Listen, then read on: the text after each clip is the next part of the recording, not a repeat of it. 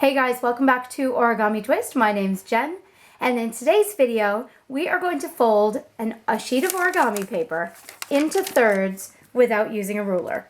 So any square origami paper at all, or any square paper, can be folded into thirds without a ruler.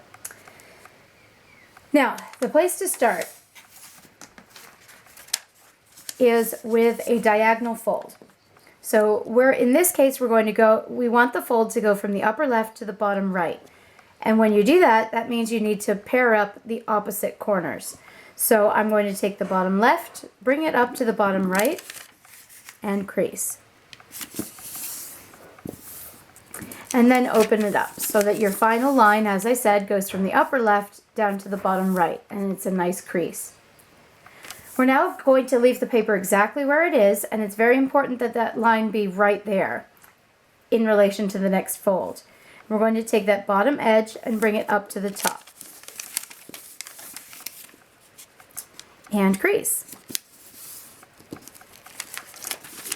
So I think because I'm sort of losing the light here, you can actually see that crease, but I've written it on a piece of paper as well so you can see what it looks like.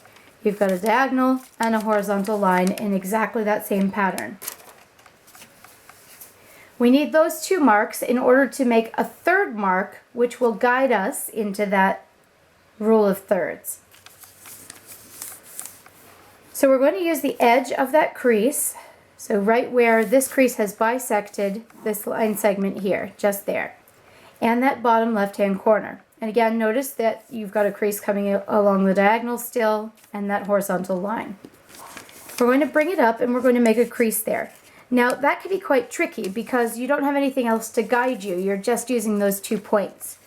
So what I like to do is fold at the corner, but just make a little press down with my finger so that the paper knows that's the corner. Okay? And then on the other side, you're going to do the same thing. You're going to bring the paper up and fold it in just at the point where that crease intersects the edge, and again just press down on it to tell it that that's the edge. Now your paper has been sort of guided into knowing that that's going to become a straight line.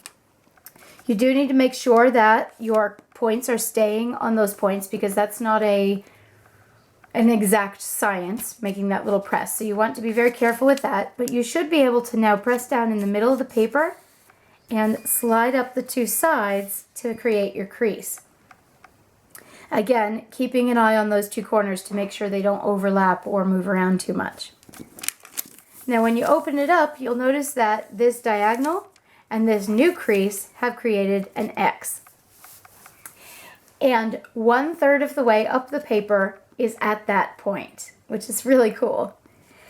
Now usually when you're making a line segment, you need to have 2 or 3 points to guide you, ideally 2, but sometimes if you're using a longer line and you don't have a long ruler, you may need 3. But I've only got 1 here. That's okay because I know that my paper is a square. So if I make sure that I'm folding up at that point, and once again you can press down just there to sort of remind the paper out that's where that point is, and then line up your paper with the edges. That will actually create a nice straight line segment and you won't need to make a second one. Okay, so as long as the paper is neatly lined up on the 2 sides and you fold it at that intersection, that is 1/3 of the way up your paper. And now you can open it up or you can turn it over, however you want to fold in the third. I'm going to open it up and turn it around because I know that that's 1/3 of the way in. And the way that fractions work, 1/3 and 2/3. And if something is 2/3, that means it can be broken down again into 2 pieces, making 3/3. So I'm going to bring that edge into the line that I just made, not into the middle, into the line I've just made, and crease.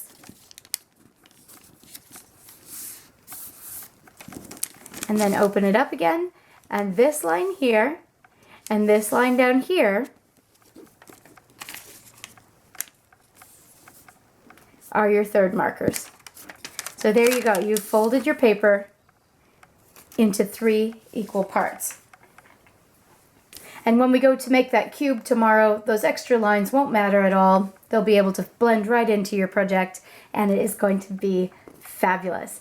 So I can't wait to see you back here tomorrow to utilize this fold, and I hope you guys have a great night. Don't forget to just subscribe, and tomorrow's video will come up in your newsfeed so you can come back and check it out without having to search it or anything.